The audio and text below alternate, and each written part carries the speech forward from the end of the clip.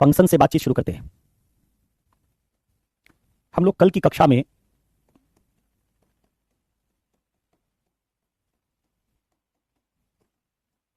आवृत्ति के कार्य पढ़ रहे थे और इसका पहला फंक्शन समझने जा रहे थे, तभी आपकी कक्षा रुक गई थी। तो आज धारावाहिक में उसी से आगे की कहानी सुनिए। पहला फंक्शन था उपयोगिता परक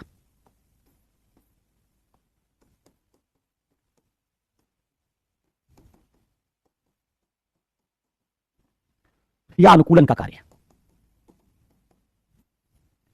इसके लिए मैंने कहा था कि आपको मैं बताऊंगा एक दो उदाहरण जिनसे आप इस बात को समझ पाएंगे। कल आपको समझाया था कि देखो, एटीट्यूड हमारे डिसीजंस को तय करता है। आप क्या निर्णय लेंगे वो आप अपने एटीट्यूड से ही तय करते हैं। अपने विश्वास से, किसी चीज के लिए आपका जो नजरिया होता है, जो मूल्यांकन करने का ढंग होता है, उसी से आप तय करते हैं कि आप क्या निर्णय लेंगे। और कल दिखाया कि आपको अगर देश के कुछ लीडिंग बिजनेसमैन का एग्जाम्पल देखना हो तो आप पाते हैं कि कोई बहुत बड़ा व्यवसायी भारत का, जिसने भारत में किसी बहुत बड़े ग्रुप की स्थापना की है, उनमें से कोई किसी बहुत बड़े बिजनेस स्कूल से पढ़ के नहीं आया था। ना तो जेआरडी टाटा किसी बिजनेस स्कूल से पढ़ के आए थे, ना धीरू भाई अंबानी किसी बिजनेस स्कूल से पढ़ के आए थे। ठीक है, उस बिजनेस को एस्टैब्लिश करने के बाद उसको संभालने वाले लोग हो सकता है पढ़े लिखे हों, क्योंकि एक बार बिजनेस बन गया तो उसको चलाने के लिए तमाम एमबीए और तमाम मैनेजमेंट वाले लोग आ जाएंगे। लेकिन बड़ा बिजनेस एस्टैब्लिश करने वाले लोगों के नाम जब आप देखेंगे जिन्होंने पहली पीढ़ी में बिजनेस स्थापित किया, तो कोई बिजनेस की शिक्षा लेके आए हुए लोग नहीं थे। और दूसरी तरफ क्या पाते हैं कि बिजनेस की शिक्षा लेके आए हुए लोग जो होते हैं वो बड़े बिजनेस बनाते नहीं है, वो बड़े बिजनेस में नौकरी करते हैं। तो एक बहुत बड़ा क्लास है जो पढ़ लिख के नौकरी करता है, आईआईटी से, आईआईएम से पढ़ के ऐसी कंपनियों में नौकरी करता है, और एक आदमी जो ऐसी कंपनी बनाता है। क्या अंतर है? अंतर है एटीट्यूड का।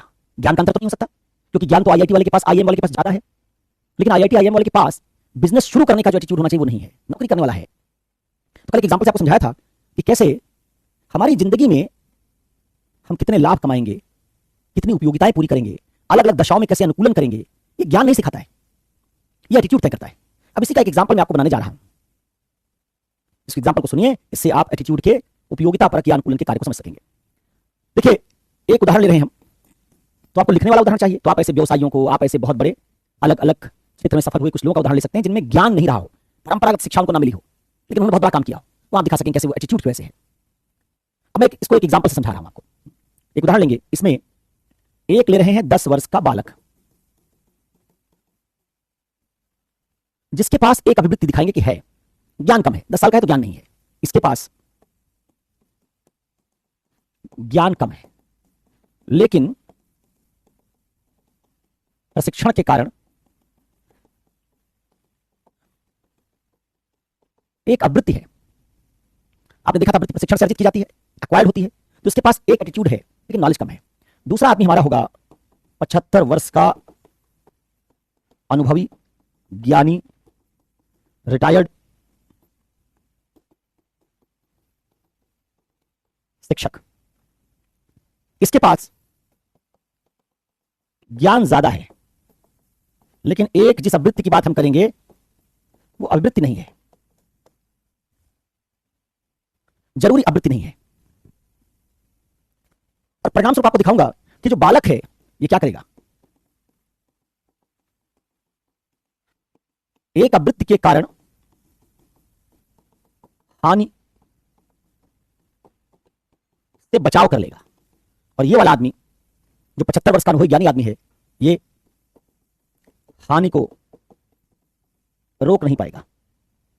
अगर ज्ञान जिंदगी में हमारे लाभ हानि को बचाने का जरिया होता तो ज्ञानी तो ये ज्यादा है, लेकिन ये नुकसान करवा बैठेगा, और वो वाला आपको नुकसान से बचा लेगा। जरा देखिए उदाहरण सुनिए कैसे। मान लीजिए एक शहर में एक माता पिता और उनके 10 वर्ष का एक बालक एक पॉश कॉलोनी में रहते हैं। एक बहुत समृद्ध लोगों की कॉलोनी है, उसमें मां बाप और उनका 10 साल का बच्चा रहता है। मां बाप दोनों कामकाजी हैं, मां वकील है, पिता शिक्षक है, दोनों अपने काम धंधे पे सुबह सुबह चले जाते हैं, और दोनों शाम में 6 बजे के आसपास लौटते हैं। बच्चा स्कूल जाता है सुबह 8:30 बजे, 8 बजे स्कूल चला जाता है, और 2:30 बजे के आसपास स्कूल से लौटता है। तो 2:30 बजे से लेके 6 बजे तक बच्चा घर में अकेले रहता है। अब मां बाप ने इसको ध्यान में रखते हुए कि बच्चा अकेले रहेगा, उसमें प्रशिक्षण से एक अवृत्ति बनाई, उसको एक अवृत्ति की ट्रेनिंग दी। जैसे आपने कुत्ते वाला उदाहरण दिया था, उसको देखा था कि उसमें एक व्यक्ति घंटी बजा के बार बार कुत्ते को ले जाकर ट्रेन कर रहा है, वैसे मां पिता ने अपने बच्चे की ट्रेनिंग की। क्या ट्रेनिंग की? उसमें एक व्यवहार विकसित किया, एक विश्वास विकसित किया। कैसा? कि जब भी वो 2:30 बजे से 6 बजे तक घर पर नहीं रहेंगे, बच्चा कोई भी अगर नॉक करेगा तो दरवाजा खोलने से पहले मैजिक आई में देखेगा। दरवाजे में एक छोटा सा ऐसा ग्लास का लेंस नुमा लगा होता है, जिससे अंदर से आप बाहर कौन को देख सकते हैं, उसको मैजिक आई कहते हैं। बच्चा मैजिक आई से देखेगा तभी दरवाजा खोलेगा, और वही तब खोलेगा जब वो आदमी उसका परिचित होगा। अगर परिचित नहीं होगा तो माँ या पिता किसी को फोन करेगा, दोनों में से कोई अपने मोबाइल पर सीसीटीवी में देखेंगे कि आदमी कौन है जो आया हुआ है। अगर माँ पिता कहेंगे तभी फिर बच्चे को दरवाजा खोलना, नहीं तो नहीं खोलना है। अब बच्चे ने आवृत्ति बनाने के लिए माँ बाप ने काफी इफर्ट किया। जैसे उन्होंने अलग अलग दिन अपने परिचितों को 2:30 बजे, 3 बजे, 3:30 बजे घर पर भेजा। उन अपरिचित लोगों ने घर जाके बेल बजाई और बच्चे ने तुरंत दरवाजा खोल दिया। जब बच्चे ने दरवाजा खोल दिया तो शाम को उसको डांट पड़ी। 2 दिन का उसका आइसक्रीम का कोटा सस्पेंड हो गया। अगली बार 2 दिन चॉकलेट का कोटा सस्पेंड हो गया। मिठाई बंद हो गई। उसको पसंदीदा जो डिश थी उसको रोक दिया गया। क्या पढ़ा आपने? हम एटीट्यूड बनाते हैं ऑपरेंट कंडीशनिंग से, पुरस्कार और दंड से। बच्चे ने जब गलती की उसको दंड मिला। अब बच्चे को ये बात याद हो गई कि बिना मुझे मैजिक आई में देखे दरवाजा नहीं खोलना है। तो बच्चा क्या कर रहा होता था? टीवी पे बैठ के फुरफुरी नगर में मोटू पतलू बॉक्सर के बीच झगड़ा हो रहा है, उनका झगड़ा दिख रहा है, इसी बीच घंटी बजी, जल्दी से भाग के दरवाजा खोल दिया। लेकिन जब 3 बार दंडित हुआ तो उसने समझ लिया कि उधर तो मोटू समोसा खा रहा है, इधर मेरा चॉकलेट नूडल कट हो रहा है। बच्चे में एक आदत बन गई, उसके अंदर एक मूल्यांकन का नजरिया विकसित हो गया, दृष्टिकोण विकसित हो गया कि जब मां पिता नहीं होंगे तो मुझे बिना मैजिक आई में देखे दरवाजा नहीं खोलना है। अब वृत्ति विकसित होने के बाद मां बाप ने और ट्रायल किया, लेकिन अब देखा कि उन्होंने किसी को भेजा और बच्चे ने दरवाजा नहीं खोला। उल्टा मैजिक आई से देखने के बाद मां को फोन किया कि देखो कोई आया है, कौन है मुझे पता नहीं है, देख के बताओ मुझे खोलना है या नहीं। बच्चे में एटीट्यूड डेवलप हो गया। अब एक चोरों का गैंग, वही वाला चोरों का गैंग जिसमें चिड़ियों को दाना खिला रहे थे, वही चोरों का गैंग चोरी की प्लानिंग करके उसी कॉलोनी में रह रहा है और अलग अलग घरों की रेकी कर रहा है। बताया था चोरों का गैंग साल में 2 ही चोरी करते हैं लोग। इस मोहल्ले में आकर रह रहा है चोरों का गैंग, और उनका एक सदस्य रेकी, जिसका समय रेकी का दोपहर 2 से 6 बजे शाम तक था, उसने इस घर की रेकी करके पता लगा लिया कि यहां 2:30 बजे से 6 बजे तक एक बच्चा केवल घर में अकेले रहता है और माँ बाप बहुत मालदार हैं। पिता कोचिंग पढ़ाता है, माँ वकील है, दोनों के पास खूब पैसा है। रेकी करके उन्होंने बात जान ली। अब ये बात जानने के बाद चोरों ने प्लानिंग बनाई कि एक दिन जाएंगे, हाथ में कुछ रिंच प्लास वास ले लेंगे, बेल बजाएंगे, बच्चा पूछेगा कौन है, बता देंगे कि हमारे घर का नल ठीक करने आए हैं, टैप ठीक करने आए, पानी की टंकी की शिकायत आई है, कुछ बताएंगे और घर के अंदर दाखिल होंगे। और घर के अंदर दाखिल होकर 10 साल का बच्चा ही तो है, बेवकूफ बना के उसको घुस जाएंगे और घुसने के बाद उसको बांधेंगे रस्सी से, सारा सामान लेके चंपत हो जाएंगे। चोरों ने प्लानिंग की और प्लानिंग करके चोर एक दिन दोपहर में अप्रैल महीने में जब कड़ाके की गर्मी पड़ रही, कड़ाके की गर्मी नहीं, चिलचिलाती गर्मी, कड़ाके की सर्दी होती है, चिलचिलाती गर्मी पड़ रही है, उस दिन 3 चोर मिलकर इस घर में पहुंचे योजना बना के। इन्होंने बेल बजाई। बच्चे का एटीट्यूड बना हुआ है। बच्चे ने मैजिक आई से देखा। मैजिक आई से देखने के बाद बच्चे ने देखा कि तो 3-4 लोग रस्सी वस्सी लिए और रिंच प्लास पेचकस लिए खड़े हैं। बच्चे ने देखा वो परिचित नहीं है, तो उसने क्या किया, उसका एटीट्यूड बना हुआ है। मां बाप ने उसको सिखा रखा था कि जब कोई बेल बजाए मैजिक आई से देखना, अगर पहचान ना पाओ तो फोन करना। उसने तुरंत अपनी मां को फोन किया। मां ने सीसीटीवी में देखा कि तो कुछ अजीब से लोग हैं, तो मां ने बच्चे से कहा कि कुछ जाने मत देना, तुम पीछे से चिल्ला के कहो कि वॉशरूम में हूं, अभी दरवाजा खोल रहा हूं। बच्चे ने कहा भाई बाथरूम में हूं, रुके रहना, दरवाजा खोल रहा हूं। साथ में उनको बातचीत में उलझा रखा, पूछा कौन हो, उन्होंने कहा नल ठीक करने आए हैं, कंप्लेन आई थी। उसने कहा बस दरवाजा खोल रहा हूं, बाथरूम में हूं अभी। चोरों को लगा कि बस बाकी बाथरूम में होगा, बच्चा स्कूल से आके बाथरूम गया होगा, 5-10 मिनट इंतजार कर लेते हैं। इधर इस बीच में मां ने, चोर खड़े इंतजार कर रहे हैं। बच्चे में चूंकि एटीट्यूड बना हुआ था इसलिए उसने सही निर्णय लिया। इस बीच मां ने सोसाइटी के गेट पर इंटीमेट कर दिया, चौकीदार को, गार्ड्स को, पड़ोसियों को बता दिया कि देखो कुछ लोग हमारे घर में आए हैं, इनका इरादा ठीक नहीं लग रहा है। पड़ोसी इकट्ठा हो गए, चौकीदार सारे आ गए। जब तक चोर को समझ पाते तब तक 10-15 मिनट में 2500 लोग इकट्ठा होकर चोरों को पकड़ लेते हैं। पुलिस आ जाती है, चोरों की धुनाई होती है, और धुनाई होती है पता चलता है बहुत बड़े गिरोह का पर्दाफाश, भांडाफोड़ हो गया। एक बहुत बड़ा गिरोह जो बहुत चोरियां कर चुका था, पकड़ा नहीं गया था, आज पकड़ा गया। बच्चे में बनाए गए एक एटीट्यूड के कारण, यानी नहीं 10 साल का है, ये मोटू पतलू देखने वाला बच्चा है, सिंचेन देखने वाला बच्चा है, कुंफू पांडा देखता है, बहुत ज्ञानी नहीं है, क्लास 4-5 में पढ़ रहा भी, लेकिन अपने एटीट्यूड के कारण इसने चोरों को पकड़ा दिया। अब इस उदाहरण में जो आपने सीखा देखा, ज्ञान कम है लेकिन शहरी जीवन का एटीट्यूड जो होना चाहिए मां बाप ने बना दिया था। अब दूसरी बार इसी कहानी को रिपीट करते हैं और एक दूसरे आदमी को ले आते हैं जिसके पास ज्ञान ज्यादा होगा। एक मूवी तुमने देखी होगी, होम एलोन। होम एलोन, छोटा बच्चा उसमें अपने घर को चोरों से बचाता है, बड़ी कॉमेडी मूवी है, देखना कभी, मजेदार मूवी, हिंदी में डब भी है। 2 चोर उसके घर में चोरी करने की योजना बना के आते हैं, लेकिन वो चोरों को ऐसा मजा चखाता है दोनों भाग जाते हैं। पूरी मूवी इसी पर है। माँ बाप उसकी छुट्टी मनाने जा रहे थे, वो जाता है लेकिन माँ बाप से बिछड़ जाता है, माँ बाप चले जाते हैं, उसको वापस लौटना पड़ता है। माँ बाप जहाँ जाते हैं वहाँ फंस जाते हैं, बर्बादी हो रही, फ्लाइट वापस नहीं आ रही, और उसको घर में अकेले रहना पड़ता है। यहाँ भी चोर उनको रेकी करके पता चल जाता है, उस घर में चोरी करने जाते हैं। बड़ी कॉमेडी मूवी देखना। अच्छा, कुछ लोगों ने देखी लगता है, हाँ, एकता ने कहा कि देखी है। तो होम एलोन वाले बच्चे की तरह हमारे इस बच्चे ने भी अपने एटीट्यूड से चोरों को पकड़वा दिया। अब दूसरी बार इसी कहानी को रिपीट करते हैं। पहले वाली बात को भूल जाओ, कहानी कुछ ऐसे शुरू करो कि चोर योजना बनाते हैं चोरी करने की, अभी चोरी करने आए नहीं है, इसी बीच गांव से इस बच्चे के दादाजी अपने पोते के पास शहर आ गए, क्योंकि अप्रैल का महीना चल रहा है, कुछ दिन में बच्चे की छुट्टी हो जाएगी। दादाजी चाहते हैं गर्मी की छुट्टी में अपने बच्चे अपने पोते के साथ कुछ दिन रहे। दादाजी गांव आए हुए, गांव से शहर आए हुए। दादाजी बहुत ज्ञानी है, लेकिन दादाजी के पास शहरी जीवन का एटीट्यूड नहीं है। दादाजी के पास शहरी जीवन का एटीट्यूड नहीं है। दादाजी गांव में एक प्राइमरी स्कूल में हेडमास्टर थे, गणित पढ़ाते थे, पर अपने आप को बहुत विद्वान मानते हैं, 30 मार्क मानते हैं। अक्सर बड़ी बड़ी डींग हाँकते रहते हैं कि मेरे पढ़ाए बच्चे पता नहीं कहां कहां पहुंच गए। बड़ा उनको अपने ज्ञान पर बड़ा घमंड है। और गांव में रोज अखबार पढ़ते हैं, अखबार में रोज पढ़ते हैं कि शहर में दिन दहाड़े चोरी हो गई। तो ज्ञान है उनके पास कि शहर में दिन में चोरी होती है, लेकिन एटीट्यूड नहीं है, क्योंकि गांव में कभी दिन में चोरी होती नहीं। और गांव में दादाजी अपने घर में पूरा दरवाजा खोल के बैठते हैं, पूरा दरवाजा ही मैजिक की तरह होता है। दालान में बैठ जाते हैं बरामदे में, वहां से पूरा 1 किलोमीटर बाहर तक दिखता है। तो इनके लिए तो पूरा दरवाजा खोल के बैठो, दिन में कोई चोर आएगा ही नहीं कभी, वहां गांव में चोरी होती नहीं दिन में। तो इनका एटीट्यूड नहीं है, उसको ज्ञान है इनके पास, क्योंकि अखबार में पढ़ते हैं चोरी होती है। अक्सर कहते हैं अपनी पत्नी से, इसकी दादी से, शहर में बहुत चोरी होती है, गांव बहुत सेफ है, ये सब कहते रहते हैं, ज्ञानी है, एटीट्यूड नहीं। ये दादाजी आए और इस बच्चे के माँ बाप उनको लगा कि दादा दादी है तो अब क्या करना है, वो अपना एज यूजुअल अपने ऑफिस चले गए। और चोरों को पता नहीं है कि 2 दिन पहले दादा दादी आ गए, 4-5 दिन पहले चोरों ने रेकी की थी, बच्चा अकेला था, 1 महीने से रेकी कर रहे थे, उनको पता था बच्चा अकेला रहता है, उनको पता नहीं था कि दादा दादी आ गए। अब चोर चोरी करने आए, चोरों ने आके बेल बजाई, पहले की तरह रस्सी से लेके आए, बेल बजाई, बच्चा अपना उधर फुरफुरी नगर देख रहा था, इधर दादाजी ने लपक के दरवाजा खोल दिया। क्योंकि दादाजी मैजिक आई में देखेंगे, फिर पूछेंगे कौन हो, फिर समझेंगे, फिर फोन करेंगे, ये तो एटीट्यूड दादाजी के पास है नहीं। दादाजी ने दरवाजा खोल दिया, तीनों हट्टे कट्टे चोर अंदर आए, दादाजी को रस्सी से बांधा, दादी को धमकाया, उनके मुंह पे टेप लगाया, कमरे बंद कर दिया, बच्चे को बाथरूम में बंद कर दिया और सारा सामान लेके चंपत हो गए।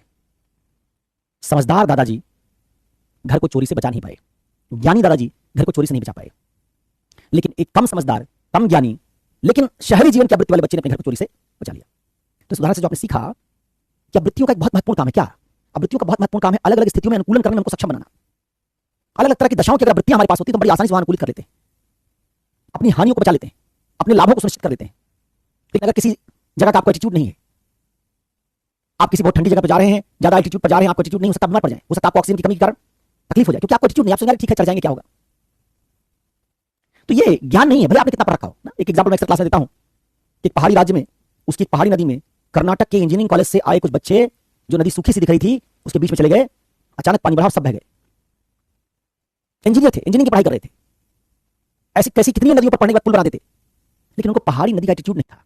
ज्ञानवान था, पढ़ रखा है उसको ज्योग्राफी वगैरह में कि पहाड़ी नदियों में पानी अचानक बढ़ जाता है, लेकिन एटीट्यूड नहीं था। वहां सेल्फी ले रहे थे चट्टान पे खड़े होकर बीच नदी में, बह गए। देखोगे यूट्यूब करोगे तो उसमें दिख जाएगा, ये वीडियो यूट्यूब पे पड़ा है। उस नदी में बह गए जिस नदी में आज तक उस गांव का एक भी आदमी नहीं बहा है, क्योंकि गांव के लोगों का ज्ञान इन इंजीनियरिंग के बच्चों जितना नहीं, वो पहाड़ी राज्य के जो निवासी हैं गांव के, वो सब अनपढ़ जाते, एक भी आदमी नहीं बहा पहाड़ी नदी में। तो ये जो बात आप सुन रहे हैं, इसका मतलब ये है कि जब हमारे पास अलग अलग तरह की आवृत्तियां होती हैं तो वो हमको सही निर्णय लेने में सक्षम बनाती हैं। हमारे पास किसी परिस्थिति के लिए मौजूद आवृत्ति हमको ऐसे निर्णय की ओर ले जाती है जिससे हम नुकसान को रोक पाते हैं। इसको कहते हैं उपयोगिता परक या अनुकूलन का कार्य। ठीक है, उपयोगिता परक या अनुकूलन का कार्य। तो आवृत्ति का पहला फंक्शन है कि आवृत्तियां हमारे जीवन में अलग अलग दशाओं में अनुकूलन में मदद करती हैं, हमारे लाभों को बचाती हैं, हानियों से रक्षा करती हैं। दूसरा आवृत्ति का कार्य है, अब इसको अपने किताब में तुम्हारे लिखा होगा, उससे पढ़ लेना, समझा दे रहा हूं मैं, इसमें बहुत मैं नोट्स में लिख नहीं रहा हूं बोर्ड पर, क्योंकि ये सब तुम्हारे गाइड में पीडब्ल्यू के लिखा होगा, विस्तार से लिखा होगा, तो भाषा वहां से ले लेना, समझ यहां से लो। पहली यूनिट में तुम्हारे पीडब्ल्यू के किताब में जो पढ़ा रहा था वो नहीं लिखा था, उसमें कांत उस तरह से लिखा है, गांधी लिखा है, इसलिए मैंने बोर्ड पर कुछ नोट किया। इस वाली यूनिट में आपको बहुत नोट करने की जरूरत नहीं है, क्योंकि जो बात मैं पढ़ा रहा हूं वो साइकोलॉजी के कॉन्सेप्ट हैं, वो सब आपकी किताब में लिखे हुए हैं और स्टैंडर्ड भाषा में लिखे हुए हैं। तो यहां इस वाली यूनिट में आपको लिखने पर नहीं, समझने पर जोर देना। समझ में आ गया तो उसको किताब से पढ़ लेंगे। पहले वाली यूनिट में दिक्कत थी, उसमें समझना भी था, लिखना भी था, क्योंकि वो चीज आपकी किताब में नहीं है। दूसरा कार्य आइए, दूसरा कार्य है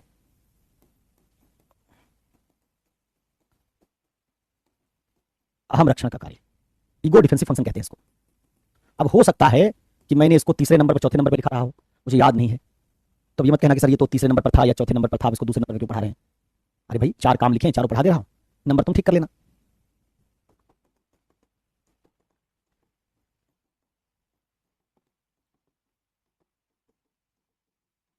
ईगो डिफेंसिव फंक्शन,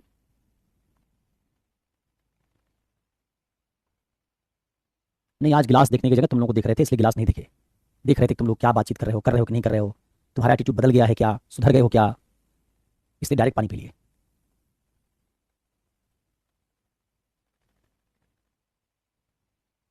क्या आपदा आ गई अर्चना जी, क्या अचानक आपने तुरंत कहा कि हेल्प मी, क्लास चलते चलते कुछ दिक्कत आ गई क्या?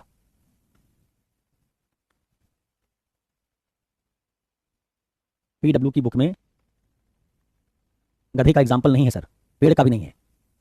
गधा और पेड़ कौन है? कुत्ता है क्या? कुत्ता और पेड़, कुत्ता पेड़ बनाया चांदनी, इसका मतलब समझाओ। तुम ईश्वर हो, मैं थोड़े ईश्वर हूं, तुम पेड़ और गधा बना दोगे, कुत्ता बना दोगे, समझ लो क्या है, किसका एग्जाम्पल कह रही हो? सर पल्लवी को अनब्लॉक करवा दीजिए। मैंने थोड़े ब्लॉक करवाया यार, अनब्लॉक कर दीजिए भाई पल्लवी जी को, अगर आपने ब्लॉक किया है तो। अगर मेरी आवाज पहुंच रही है आप तक, अनब्लॉक कर दीजिए। सब बच्चों को अनब्लॉक ही रखिए, ऐसे लड़ने झगड़ने दीजिए, इन लोगों को पढ़ने दीजिए। मेरे नोट्स को और पीडब्ल्यू के पेरेंट्स तुम्हारी जबरदस्ती अरेंज मैरिज कर रहे हैं, तो बड़ा संकट है। सत्यम मिश्रा जो मैं उदाहरण देता हूं, वो उदाहरण कई बार समझने वाला होता है। जैसे मैंने धीरू भाई अंबानी का उदाहरण दिया, उपयोगिता परक में लाभ हानि में वो दे सकते हो, लेकिन ये बच्चे वाला उदाहरण मत देने लगना। ये समझने वाला था, शुरू से बता रखा है, जब बहुत लंबे उदाहरण बनाऊं तो समझने वाला है। छोटे उदाहरण बताऊं, समझने वाला लिखने वाला है।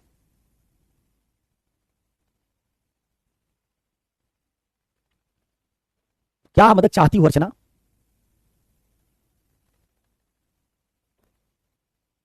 सूरज सिंह तुम्हारी अरेंज मैरिज हो रही, तुम तो घर से भाग जाओ, लेकिन ये सलाह मैं अर्चना को नहीं दे पाऊंगा।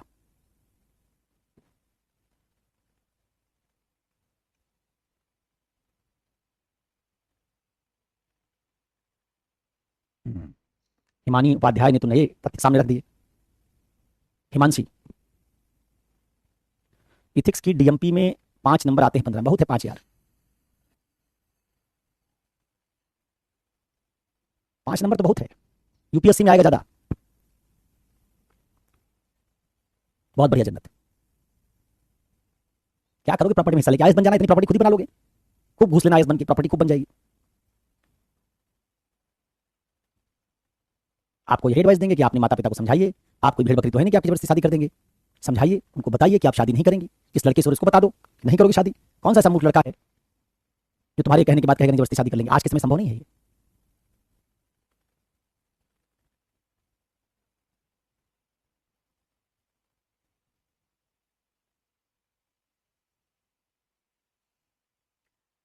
चलिए, तो आप हिमांशी को पहले जवाब दे दीजिए, तो फिर मैं आगे बात करूंगा। अब आइए वापस लौटिए। Ego defensive function. अरे बिल्कुल करेंगे हेल्प। मुझसे क्या चाहती हो? मैं और तो कुछ कर नहीं सकता, हेल्प में सलाह ही तो दे सकता हूं, सलाह दे रहा हूं। और क्लास के बाद रुक जाना, ठीक से सलाह दूंगा। अभी थोड़ी देर पढ़ लो, फिर रुकना। चलो, अहम रक्षण का कार्य। अब वृत्तियों का एक महत्वपूर्ण काम है अहम की रक्षा करना, ईगो डिफेंस। अहम क्या होता है? तो अगर हम ये समझ लें कि ये अहम क्या है, और फिर समझ लें कि अभिवृत्ति अहम की रक्षा कैसे करती है।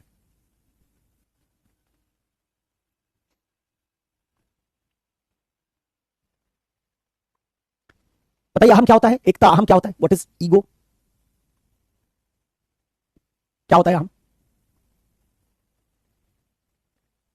एकता।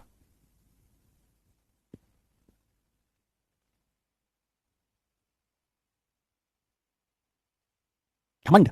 घमंड तो नहीं होता। और बताओ, नोट्स पढ़ रहे हो अपना पीडब्ल्यू का, उसमें भी कुछ लिखा होगा। लीजिए, अंजलि जी ने तो सीधे कह दिया, अहम ब्रह्मास्मि है, मैं ही मैं हूं दुनिया में बस। अच्छा, अपने को सर्वश्रेष्ठ मानना, अभिमान, बंटी, सेल्फ रिस्पेक्ट। एकता नहीं बता रही, बाकी सबने बता दिया। अच्छा, तो देखो, सोनिया शर्मा ने, बंटी ने ठीक बताया, कशिश भी अहम का मायने ठीक बता रही हैं। अहम का मतलब यहां है अस्मिता, आत्मसम्मान। आत्मसम्मान। और डिफेंस का मतलब प्रोटेक्ट करना। तो अहम रक्षण का मतलब क्या हो गया? अगर अहम का मतलब हो गया अस्मिता या आत्मसम्मान, तो अहम रक्षण बराबर हो गया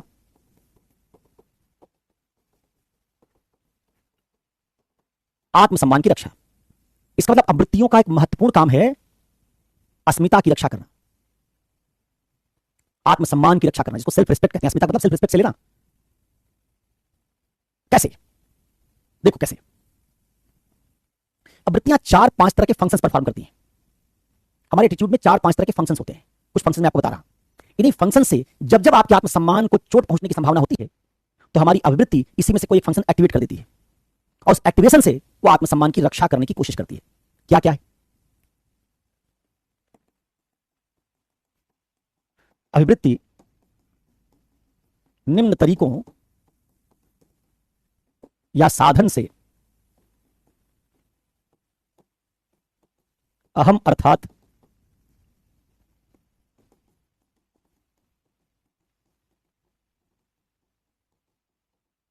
आत्मसम्मान की रक्षा करती है। आप में से एक दो लोगों ने बताया था कि आपको अंग्रेजी में पढ़ना था, कुछ ऐसा बताया था, मुझे शुरू में याद है। 15 अप्रैल के बाद एक बैच इंग्लिश वाला शुरू हो रहा है। तो अगर आप गलती से इस बैच में हिंदी में आगे रहे हों और आप इंग्लिश में पढ़ना चाहते हो तो इंग्लिश वाला बैच भी 15 अप्रैल के बाद शुरू हो जाएगा। तो इंग्लिश वाले बैच में पढ़ सकते हैं। कौन कौन से तरीकों से? एक को कहते हैं निषेध, डिनायल, DENIAL, डिनायल। एक को कहते हैं दमन, दमन, रिप्रेशन। एक को कहते हैं तार्किकीकरण। ये बोर्ड पता नहीं कुछ ना वियर्ड तरीके से बिहेव करता है, कई बार इसमें बिंदी बिंदी लगती ही नहीं है। तार्किकीकरण,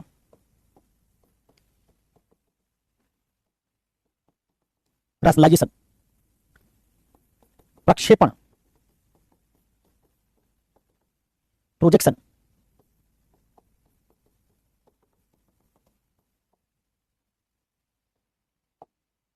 चार मैंने तरीके चुने हैं आपको समझाने के कि अवृत्ति से कैसे आत्मसम्मान की रक्षा होती है। पहला वाला जो इसमें निषेध वाला है वो फिर अलग से, तेरा क्या होता है साहिब सर? तेरे क्या होता है ये? अच्छा, तेरा मतलब तू पागल लड़की। अच्छा, ये सब कुछ भी चल रहा है। हाँ, पेन का कलर चेंज करने दिख नहीं रहा। इसी पेन से मैंने बहुत दिन से पढ़ाया है, इसी कलर से। सी ऑप्शन की अंग्रेजी, सी ऑप्शन की अंग्रेजी है रैशनलाइजेशन, RATIONALISATION, रैशनलाइजेशन। चौथे की प्रक्षेपण, प्रोजेक्शन। निषेध से सुनो, डिनायल। पहला वाला है डिनायल। देखो, मान लो मेरी कोई पहचान है और उस पहचान के साथ अगर मैं अपनी व्याख्या, अपना मूल्यांकन करने की कोशिश करूं। आपने देखा था वृत्ति वस्तुओं के मूल्यांकन का ढंग है। तो वृत्ति में मैं भी एक वस्तु हुआ, मेरी पहचान भी एक वस्तु हुई, मैं भी अपना एक मूल्यांकन करूंगा। और यह मूल्यांकन कैसा हो सकता है? सकारात्मक भी हो सकता है, नकारात्मक भी हो सकता है। अगर मैंने अपना मूल्यांकन नकारात्मक तरीके से किया तो मेरे मन में हीन भावना आ जाएगी, और हीन भावना आ जाएगी, मैं अपनी अस्मिता की रक्षा नहीं कर पाऊंगा, मैं अपनी पहचान को हीन मानूंगा। तो क्या तरीका है? अगर मैं कुछ ऐसा कर दूं कि अपनी पहचान को रीइंटरप्रेट कर दूं किसी दूसरे तरीके से, और उसमें बहुत सारी बातों को डिनाई कर दूं, डिनाई मतलब निषेध कर दूं, उनको मानने से इनकार कर दूं, तो मैं जिस हीन भावना से ग्रस्त था उससे बाहर आ जाऊंगा। और इस तरीके से मेरे अंदर की हीन भावना अगर दूर हो गई तो मैं अपने आत्मसम्मान की रक्षा कर पाऊंगा। इसका तो मैं जो बताने की कोशिश कर रहा हूं कि देखो, हमारी सबकी एक पहचान होती है, कोई ना कोई हमारी पहचान है। इस पहचान को थोड़ी देर के लिए मान लो कि वस्तु है, और इस वस्तु का आपको करना है मूल्यांकन। अब इस मूल्यांकन में अगर आपका परिणाम क्या आ जाए? नकारात्मक। आपने मूल्यांकन किया और मूल्यांकन करने में आपको लगा कि मेरी पहचान तो अच्छी नहीं है, कमजोर है, वीक है, तो आप में नकारात्मक भाव अपनी पहचान के लिए, और यह भाव अगर आ गया तो आप में पैदा होगी हीन भावना। और हीन भावना अगर अपनी पहचान के प्रति पैदा हो गई, इससे क्या होगा? इससे अस्मिता या आत्मसम्मान टूट जाएगा। इसी के बजाय अगर मैंने अपना मूल्यांकन कैसे किया? सकारात्मक। अब पहचान बहुत सारी हो सकती है, पहचान बहुत सारी अलग अलग हो सकती है। तो मेरे अंदर हीन भावना के बजाय सकारात्मक मूल्यांकन करने पर क्या हुआ? पैदा हुआ श्रेष्ठता का बोध। और अगर मैंने अपनी पहचान को श्रेष्ठ माना तो श्रेष्ठता बोध की पहचान से क्या होगा? इससे होगी आत्मसम्मान की रक्षा। तो देखो, इस वाले में तो कोई दिक्कत है नहीं। जब आप अपना मूल्यांकन पहचान का श्रेष्ठ पहचान के तौर पर करते हैं तो फिर तो कुछ करने की जरूरत ही नहीं हुई। लेकिन अगर आप अपना मूल्यांकन कैसे कर रहे हैं? नकारात्मक, तो फिर शायद आपका आत्मसम्मान टूट सकता है। मैं बहुत सारे उदाहरण दूंगा तुमको। जैसे मैंने एक उदाहरण दिया था तुमको कि भारत में जब अंग्रेज आए, अच्छा जो लोग बदतमीजी कर रहे हैं एकदम समझ लेना, एक महीने नहीं पूरी क्लास के लिए ब्लॉक हो जाओगे। चुपचाप क्लास सुनो, ऐसा मत करो कि मैं नाम लिख के भेज दूं 6-7 लोगों का, और भेज दिया तो फिर एक भी क्लास में आ नहीं पाओगे, ठीक है? क्योंकि मैं ऐसा करता नहीं हूं, लेकिन ध्यान से सुनो। जो समझदार बच्चे को पढ़ने दो, इस पूरे प्लेटफॉर्म को, इसकी सैंक्टिटी को बना रहने दो, नहीं तो क्लास यहीं रोकूंगा, अभी यहीं खत्म कर दूंगा और 5 लोगों का नाम लिख के भेज दूंगा। पीडब्ल्यू के किसी क्लास में फिर आ नहीं पाओगे, क्योंकि मैं ऐसा करता नहीं, जब करूंगा तो फिर बहुत नुकसान होगा। कई बैच मैंने पढ़ा दिया, 8-10 बैच पढ़ा चुका हूं, किसी बैच में किसी ब्लॉक नहीं करवाया, लेकिन क्लास का डिकोरम मेंटेन करो। तो 3-4 लोग जिनको मैंने चेतावनी दी है, वो पिछले 8-10 दिन का अपना ट्रैक रिकॉर्ड देख लें, समझ जाएं।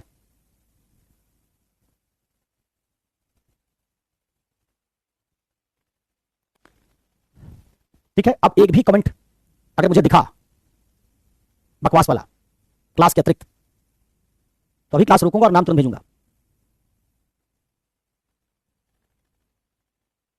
सोनाली, इसका जवाब मैं पहले दे चुका हूं, पुरानी क्लास तुमने शायद देखी नहीं, इसलिए सवाल पूछ रही हो।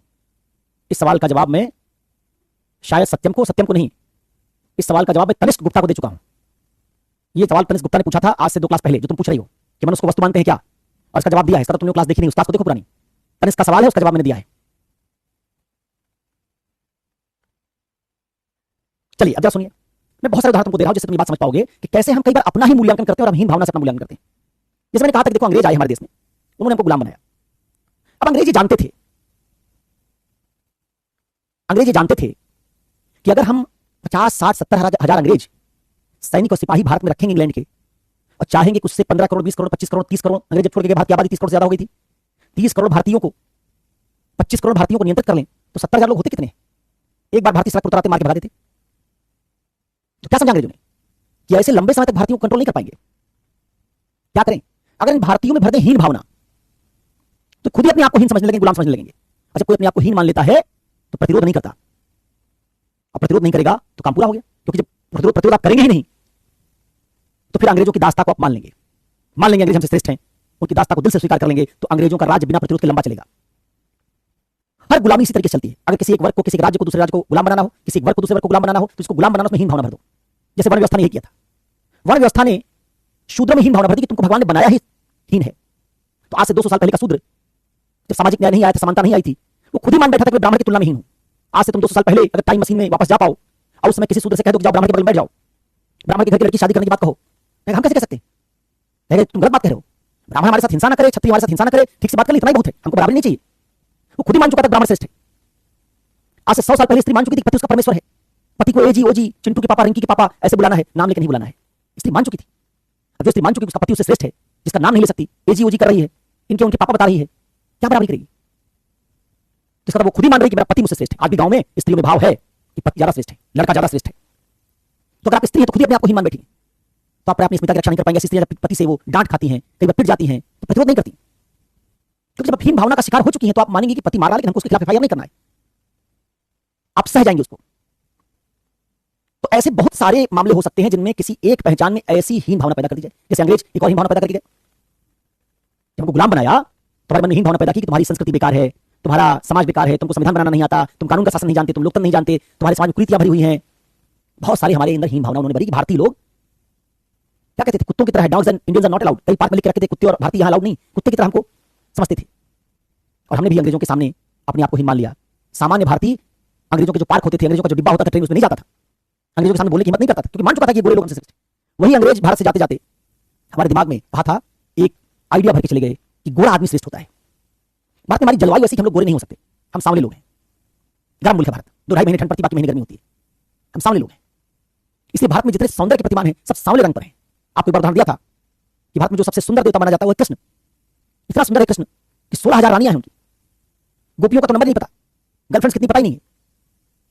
कृष्ण को सुंदरता का सबसे बड़ा प्रतिमान भारत में माना जाता है, सबसे बड़े देवता है सुंदरता के, उनसे बहुत सारी कलाएं जुड़ी हुई हैं।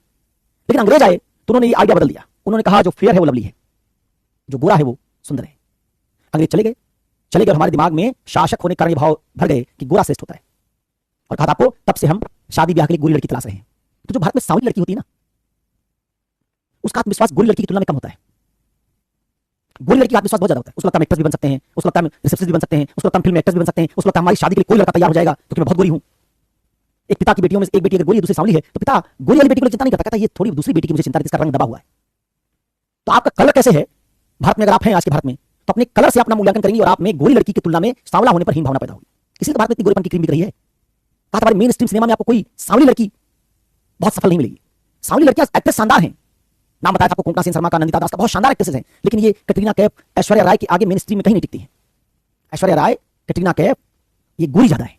एक्ट्रेस कितनी बड़ी है दूसरी बात है, भारत में सिनेमा में गोरी लड़कियों का दबदबा है। ये कैसे अंग्रेजी जैसे हमारे अंदर रंग को लेकर हीन भावना पैदा की, जो लोग सांवले हैं वो हीन है। अरे कृष्ण की पिक्चर कैसे मिलेगी? कृष्ण कोई फोटोग्राफी थोड़े, तुम राम की कह दो कृष्ण की पिक्चर नहीं मिली। राम कृष्ण की पिक्चर सारी इमेजिनेशन से बनी है, कल्पना से बनी, किसी ने देखा थोड़े था, किसी देवता की पिक्चर नहीं मिली। किसी देवता की पिक्चर, तुमको विष्णु की पिक्चर जो दिखाई जाती है शंकर की, क्या वो शंकर की विष्णु पिक्चर थोड़ी फोटोग्राफर थोड़ी खींच के लाया था, कल्पना से बनती है। हमारे देवताओं की पिक्चर में बहुत बदलाव आया है, हमारी देवियों की पिक्चर में बहुत बदलाव आया है।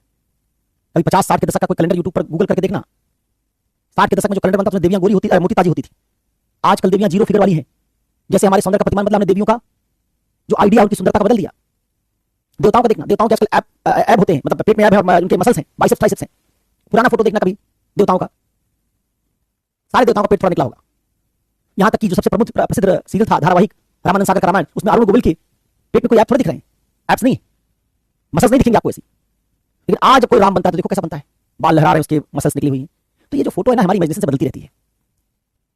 ठीक है, फोटो तो कृष्ण सांवले थे, हमको इससे पता चलता है। कवियों ने, जितने कवियों ने कृष्ण के बारे में लिखा वो ऐसे ही है। वो बहुत पॉपुलर गाना है ना, कारी अधियारी रात में तू आया इसीलिए कारा। कृष्ण पूछते हैं कि राधा क्यों गोरी मैं क्यों काला। तो हमारी जो आइडिया है, उस आइडिया में कृष्ण को काला बताया गया, सांवला बताया गया है। अंग्रेजों ने ऐसी एक और पहचान हमारे साथ जोड़ी, हीन भावना। उन्होंने अंग्रेजी भाषा को श्रेष्ठ बना दिया, क्योंकि वो शासकों की भाषा थी। जैसे शासक गोरे थे, उन्होंने गोरे रंग को श्रेष्ठ बनाया, हमारे साथ रंग भेद किया, काले लोगों को हीन बना दिया। तो उनके जाने के बाद अभी भी हमारे मन में गोरे रंग को लेकर थोड़ा ज्यादा आकर्षण है। ठीक, वैसे भाषाई भेदभाव उन्होंने किया। वो अंग्रेजी बोलते थे तो हमारे दिमाग में भाव भर गया कि अंग्रेजी बोलने वाला आदमी श्रेष्ठ है। आज भी अगर मान लीजिए आपको एथिक्स बहुत आता है और आप एक अंग्रेजी ज्यादा जानने वाले बच्चे के साथ बातचीत करें, अंग्रेजी ज्यादा जानता है, एथिक्स कम जानता है आपसे, लेकिन फर्राटे अंग्रेजी बोलेगा तो आपका आत्मविश्वास के सामने डगमगा जाएगा। अंग्रेजी सीखते अंग्रेजी बोलते हमारा आत्मविश्वास बढ़ जाता है। अरे अंग्रेजी भी हिंदी की तरह भाषा है, लेकिन अंग्रेजी बोलने वाले का आत्मविश्वास ज्यादा होता है, हिंदी बोलने वाले का उसकी तुलना में कम होता है। तो देखो तुम्हारी जो पहचान होती है ना, अब तुम अपनी पहचान अगर हिंदी भाषी मानते हो तो अंग्रेजी भाषा की तुलना में तुम्हारे अंदर हीन भावना होगी। तुम अपनी पहचान रंग से जोड़ोगे तो सांवला होने पर तुम्हारे अंदर हीन भावना आ जाएगी। तुम अगर अपनी पहचान स्त्री की मानोगे तो पुरुष की तुलना में हीन भावना आ जाएगी। शूद्र की मानोगे, ब्राह्मण की तुलना में हीन भावना आ जाएगी। तुम्हारी पहचानों का मूल्यांकन करते हैं, और पहचानों का जैसे मूल्यांकन करते हैं, वो मूल्यांकन कैसा हो सकता है? नकारात्मक, सकारात्मक। नकारात्मक किसको कह रहा हूं? नकारात्मक मतलब ये है कि मैं सांवली हूं, गोरी होती तो अच्छा होता। इसका मतलब मुझे अपने कलर के बजाय दूसरा कलर ज्यादा पसंद है। मैं अंग्रेजी बोलता तो ज्यादा अच्छा होता। इसका मतलब मुझे अपनी भाषा से ज्यादा दूसरी कोई भाषा मुझे नहीं आती, वो ज्यादा आकर्षक लग रही है। तो इसका मतलब मुझे अपनी भाषा को लेकर जो मेरे अंदर भाव है वो नकारात्मक है, हीन भावना है। तो एटीट्यूड का क्या काम है? एटीट्यूड का काम है, अगर मान लीजिए आप में इसी तरह की कोई नकारात्मक हीन भावना मौजूद है, उसको दूर करना, जिससे आपके आत्मसम्मान को बचाया जा सके, आत्मसम्मान को बचाया जा सके। अब मैं तुमको एक एग्जांपल इसका समझाता हूं। तो मैंने तुमको ये पहचान के साथ बहुत सारी बात बताई, जैसे कहा कि स्त्री पुरुष, काला गोरा, हिंदी अंग्रेजी, बहुत सारी, ब्राह्मण शूद्र, और कहा कि इनमें से एक पहचान से जुड़ती है आपका आत्मविश्वास बढ़ जाता है। भारत में आज भी अगर आप ब्राह्मण हैं, क्षत्रिय हैं, तो आपका आत्मविश्वास थोड़ा ज्यादा होता है। तो ये जो पहचान है, इस पहचान से मान लीजिए मेरा संबंध किसी ऐसे पहचान से जोड़ दिया गया जिसको लेकर मैं मानता हूं कि इंफीरियर पहचान है, कमजोर पहचान है, तो मैं तो हीन भावना से भर जाऊंगा। और हीन भावना से भर जाऊंगा तो मैं अपने आत्मसम्मान की रक्षा नहीं कर पाऊंगा। जैसे कहा कि स्त्रियां भारत में बहुत घरेलू हिंसा सहती हैं, लेकिन फिर भी अपने पतियों के साथ ही रहती हैं, छोड़ नहीं पाती उनको, उनके साथ रिवोल्ट नहीं कर पाती। पति एक थप्पड़ मारे तो स्त्री 5 थप्पड़ नहीं मारती है, सह जाती है। लेकिन ऐसा उल्टा नहीं होगा कि पत्नी एक थप्पड़ मार दे, पति चुप रह जाए, पति 3-4 मार देगा, क्योंकि पति बर्दाश्त नहीं कर सकता पत्नी उसकी थप्पड़ मार दे उसको। हाँ, पत्नियां आजकल कुछ उदाहरण ऐसे हैं जहां पतियों को सीधे निपटा दे रही हैं, वो दूसरा अपवाद उदाहरण है। लेकिन जनरली कल्चरली आप पाएंगे, सामान्य उदाहरण अगर आप देखेंगे आप, तो उसमें पत्नी दब कर रहती है, थोड़ा सिखाया उसको जाता है पति की बात मानना, पति से लड़ना मत। तो एक तरीके से स्त्री और पुरुष में पुरुष का आत्मविश्वास ज्यादा है। अब मैं उदाहरण समझाने जा रहा हूं, देखो उसमें कैसे दमन से, सॉरी कैसे निगेशन से, निषेध से हम यही हीन भावना दूर करते हैं, इसी नकारात्मक आवृत्ति को बदल देते हैं। ठीक है, हाँ तो सतर्क रहो जितने लोग पुरुष हो, सुधर जाओ, नहीं तो ड्रम में पैक हो जाओगे। अभी समय है, पत्नियों का ध्यान रखो, उनकी हर बात मानो, पैम्पर करके रखो उनको, सुरक्षित रहोगे। एक उदाहरण है पाकिस्तान का। भारत से आजाद होकर जब पाकिस्तान बना तो पाकिस्तानी राज्य में, पाकिस्तानी नागरिकों में एक चुनौती आई, शासन के लोगों में एक चुनौती आई कि पाकिस्तानियों में आत्मसम्मान कैसे पैदा किया जाए। क्यों? क्योंकि भाई 47 के पहले तो भारतीय थे सब, 14 अगस्त 1947 को पाकिस्तान आजाद हुआ, वो पाकिस्तानी कहलाएंगे। तो एक आदमी जो एक राज्य से टूट के अलग हुआ है, उसका राज्य आकार में छोटा है, संसाधन में छोटा है, तो अपनी अस्मिता की रक्षा कैसे करेगा? भारतीयों की तुलना में हीन भावना का शिकार कैसे नहीं हो जाएगा?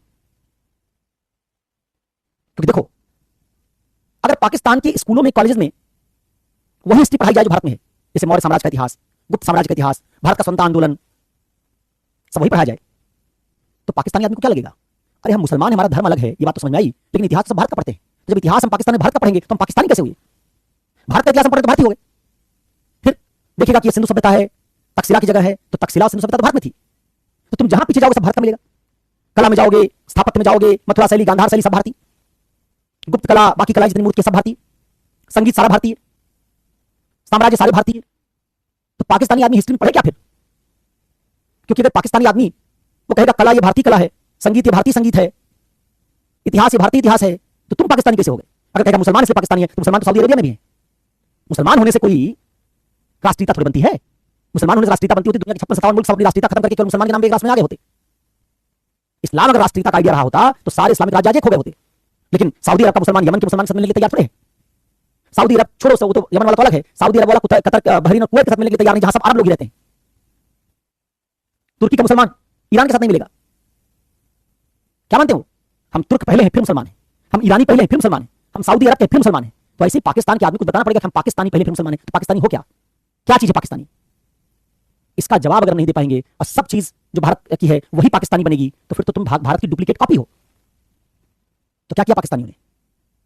पाकिस्तानियों ने इस समस्या को दुरुस्त करने के लिए कि पाकिस्तानी लोगों में हीन भावना ना पैदा हो, पाकिस्तानी लोग अपनी पहचान को श्रेष्ठ माने, भारत से अलग होने के बाद उनके मन में भाव भर दिया जाए कि हम भारतीयों से श्रेष्ठ हैं, इसके लिए पाकिस्तान की एक अलग पहचान बनानी पड़ेगी। और अलग पहचान बनानी पड़ेगी तो उसमें बहुत सारी साझा पहचान का क्या करना पड़ेगा? निषेध। तो पाकिस्तान का जो इतिहास शुरू होता है, प्राचीन इतिहास, जैसे तुम्हारे एंशिएंट हिस्ट्री पढ़ाया जाता है ना, पाकिस्तान में जो प्राचीन इतिहास शुरू होता है वो प्राचीन इतिहास मौर्य गुप्त काल का नहीं होता। पाकिस्तान का तो भारत का इतिहास था। फिर पाकिस्तान का इतिहास कब से बना? क्योंकि 47 से तो इतिहास पढ़ा नहीं सकते। अगर 47 से पढ़ाना शुरू करोगे 14 अगस्त 1947 से, तो पाकिस्तानी बच्चा पूछेगा किस तरह उसके पहले पाकिस्तानी राज्य था ही नहीं, उसके पहले सब इंडियन था, तो हमारा सारा कुछ तो इंडियन है। फिर इसका जवाब पाकिस्तानी राज्य ने क्या ढूंढा? उन्होंने कहा जब मोहम्मद बिन कासिम ने सिंध पर अटैक किया और राजा दाहिर को हराया, उसी समय से पाकिस्तानी राज्य बन गया था। कहा वो इस्लाम को यहां लेके आए और मोहम्मद बिन कासिम के साथ जो इस्लाम आया वो सिंध में जब आया, उससे जो फैला इस एरिया में, उसी समय से पाकिस्तानी राज्य बन गया था। आजाद हम हो पाए 1947 में। तो 7वीं शताब्दी के बाद से जो इतिहास है वो पाकिस्तान का प्राचीन इतिहास है, पाकिस्तान का मध्यकालीन इतिहास है। इस तरह की व्याख्या से उन्होंने क्या किया? दमन कर दिया इतिहास का, सॉरी निषेध कर दिया इतिहास, दमन नहीं निषेध। क्या किया? मौर्य काल को हटा दिया, सिंधु सभ्यता को हटा दिया, गुप्त काल को हटा दिया, सारे ऐसे गांधार कला को हटा दिया। जो जो चीज पाकिस्तान के आइडिया में फिट नहीं हो रही थी, जिसका संबंध हिंदू से हो सकता था, वो सब हटा दिया, बौद्ध से हो सकता था, हटा दिया। तो पाकिस्तानी राज्य ने किसी बौद्ध, जैन, हिंदू, पारसी, सिख किसी आइडेंटिटी को एक्सेप्ट नहीं किया, उस पर इतिहास को याद कर दिया। यहां तक कि पाकिस्तान में भगत सिंह को जानने वाले लोग नहीं। भारत में भगत सिंह को लेकर कमल भारती की टिप्पणी से विवाद चल रहा है। पाकिस्तान के लाहौर में भगत सिंह को फांसी दी गई। पाकिस्तान जानते नहीं भगत सिंह कौन? जहां फांसी दी गई वहां का एक चौक है जहां जेल होती थी, सादमान चौक कहते हैं उसको। पाकिस्तान में बहुत कुछ लोगों ने, वहां सिविल सोसाइटी कुछ लोगों ने आंदोलन चलाया था कि इस चौक का नाम सादमान चौक से भगत सिंह चौक करो। तो उन्होंने पूछा भगत सिंह कौन था? ये इग्नोरेंस का लेवल है पाकिस्तान में, कि आजादी की लड़ाई भगत सिंह को नहीं जानते। तो उन्होंने क्या किया? पाकिस्तानी बच्चों के दिमाग से सारी इंडियन आइडेंटिटी को इरेज कर दिया, निषेध कर दिया, और कहा कि हम तो मोहम्मद बिन कासिम समय से राज्य थे। और यही नहीं किया, उल्टा हम भारत से श्रेष्ठ हैं कहने के लिए विदेशी आक्रांताओं को पाकिस्तान बना दिया। जैसे मोहम्मद गोरी, मोहम्मद गजनी, जो लूटपाट करने भारत आए थे, पाकिस्तान का जो हिस्सा वहां भी लूटपाट किए, उनके नाम पे पाकिस्तान ने मिसाइल बनाई है, गजनी गोरी, क्योंकि मानते हैं इन्होंने हिंदुओं को हराया था। तो उन्होंने पाकिस्तानी आइडेंटिटी को अफगान लड़ाकों से जोड़ दिया। उसी अफगानिस्तान जैसे आजकल आतंकवाद का शिकार जो अफगानिस्तानी उनको मार रहे रोज, बलूचिस्तान में ट्रेन हाईजैक कर लिए थे बीएलए के साथ मिलकर। पाकिस्तान कह रहे कि अफगानिस्तान के हैंडलर्स थे उनके। उन अफगानी आक्रमणकारियों को पाकिस्तानी बताते हैं। तो ये जो आइडिया है, इस आइडिया से क्या मानते हैं? इससे पाकिस्तान के बच्चों में आइडिया भरा कि हम तो हमेशा से विजेता कौम है।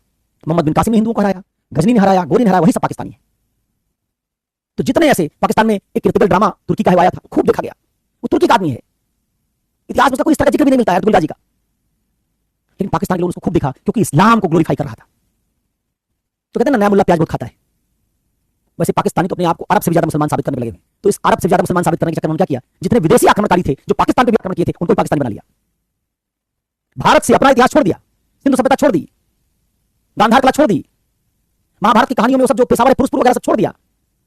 उसको पाकिस्तानी नहीं माना, क्योंकि उसको मानेंगे तो भारतीय आइडेंटिटी के साथ हमारा जुड़ाव हो जाएगा, जुड़ाव हो जाएगा तो भारत सरकार कैसे बनेगा? इसलिए क्या निषेध कर दिया। इस निषेध से उनके दिमाग में, बच्चों के दिमाग में भर दिया ये आइडिया कि पाकिस्तानी शुरू से इंडियन से श्रेष्ठ थे, हम तो हमेशा इनको हराते आए। शुरू में मोहम्मद बिन कासिम गजनी गोरी ने हराया, बाद में क्रिकेट में इनको हराते आए थे। वो तो कहते हैं अक्सर कि हमारे नेता जो है करप्ट निकले, नहीं तो पाकिस्तान दुनिया की सबसे बड़ी सुपर पावर बन गया होता।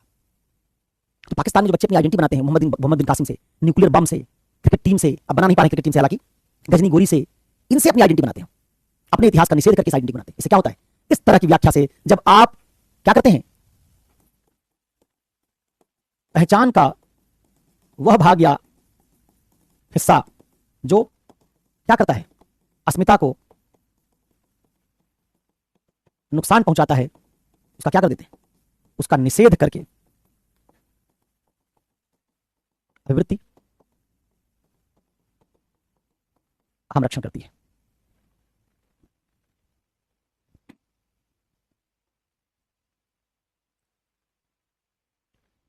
आज सिंधु सभ्यता का साइट पाकिस्तान में है, पाकिस्तान की हिस्ट्री बुक्स में नहीं है वो। भारत में हड़प्पा मोहनजोदड़ो पढ़ाया जाता है जो पाकिस्तान में है, पाकिस्तान नहीं पढ़ाते। पाकिस्तान का इतिहास वो मोहम्मद बिन कासिम से शुरू करते हैं। तो एक प्रोजेक्ट था कि अगर हम इतिहास को जोड़ देंगे इंडियन के साथ, इंडियन हिस्ट्री के साथ, तो इंडियन पाकिस्तानी हिस्ट्री मिक्स कर जाएगी और उस हिस्ट्री में सारे बड़े राजा कहां के होंगे? इंडिया के। तो पाकिस्तानी आदमी के अंदर हीन भावना पैदा हो जाएगी। भाई मुगल शासक भी सारे भारत के थे, दिल्ली में राज करते थे, लाहौर में थोड़े करते थे। अभी एक आध बार लाहौर हो गए, लेकिन केंद्र तो उनका भारत है। तो किस आइडेंटिटी से अपने आप को जोड़ें? इसलिए उन्होंने एक नया आइडिया सोचा कि भारत की बहुत सारी बात, हालांकि मुगल इतिहास पढ़ाते हैं उसमें, इसलिए वो लिबरल हो जाते हैं क्योंकि मुसलमान है मुगल शासक। अब आइए, हाँ वो आपका रियलाइजेशन है, क्योंकि अब सोशल मीडिया के एज में पाकिस्तानी बुद्धिजीवी बहुत सारी बात जानने लगे हैं। पाकिस्तान में इतिहास पढ़ाया जाता है उनको कि पाकिस्तान आज तक भारत से कोई युद्ध नहीं हारा है, सब में हमने भारत को हराया है। सिर्फ 71 में कहते हैं भारत ने षड्यंत्र करके बांग्लादेश को अलग कर दिया था, उसके अलावा कभी नहीं हारे। वो तो एक असगर खां थे जो उनके एयर चीफ मार्शल थे, उन्होंने पहली बार किताब लिखी तो उसमें उन्होंने कहा कि भारत से सारी लड़ाई हमने शुरू की, सब में हारे हम, या तो हारे या हारने की कगार पर थे। 65 के युद्ध में लोग मानते हैं कि भारत और पाकिस्तान के बीच बराबर पे लड़ाई खत्म हुई, बराबरी पर। कुछ जगहों पर पाकिस्तान को एडवांटेज था, कुछ जगहों पर भारत को एडवांटेज था। हालांकि पाकिस्तान का नुकसान ज्यादा था, लेकिन लड़ाई में भारत डिसाइसिव रूप से जीता नहीं। बाकी की लड़ाइयों में भारत ने हराया पाकिस्तान को, लेकिन पाकिस्तानी नहीं बढ़ाता है। तो ये जो तरीका है इसको निषेध कहते हैं कि आप क्या कीजिए, कुछ ऐसी चीजों का, तथ्यों का निषेध कर दीजिए जिससे आपकी पहचान पर जो हीन भावना पैदा हो रही है उसको दूर किया इसके। ठीक है, इस तरह से जब वृत्ति जब अस्मिता की रक्षा करती है, अहम की रक्षा करती है, तो उसको कहते हैं डिनायल। दूसरा एक तरीका आवृत्ति का है अहम की रक्षा करने का, इसको कहते हैं रिप्रेशन।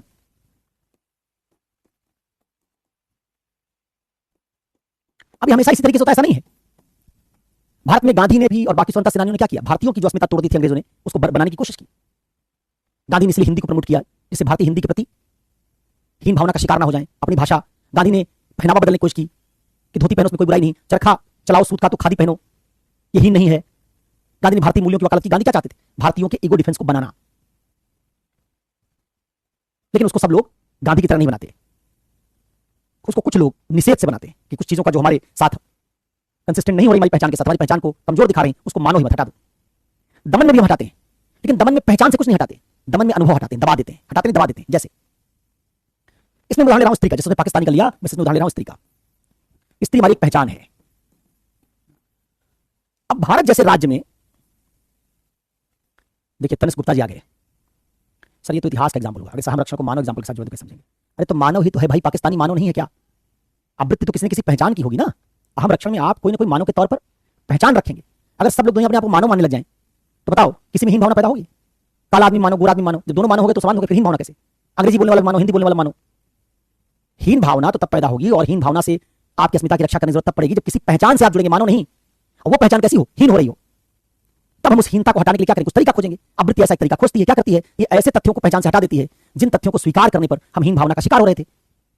इसी को कहा डिनायल।